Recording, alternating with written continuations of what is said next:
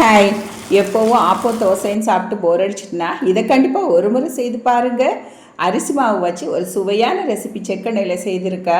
ஒரு கப் புட்டு மாவை எடுத்துட்டேன். நல்லா சூடு வெந்நீரில் மிக்ஸ் பண்ணி வச்சுட்டேன். ஆறியதும் ஒரு வெங்காயத்தை நறுக்கி சேர்த்துட்டு மல்லிக்கீரை, கருவேப்பிலை, உப்பு, இஞ்சி பேஸ்ட்டு எல்லாம் சேர்த்து பச்சை மிளகாய் சேர்த்து நல்லா மிக்ஸ் பண்ணி சுடு எண்ணெயில் சேர்த்து இது மாதிரி நைஸாக பொரித்து எடுத்துக்கிட்டேன். நல்லா கிறிஸ்பியாகவும் டேஸ்ட்டாகவும் இருந்துச்சு. தால்ச்சா கூட வச்சு சாப்பிட்டேன். செம்ம எம்மியாக இருந்துச்சு. கண்டிப்பாக ட்ரை பண்ணி பாருங்கள். தேங்க்யூ.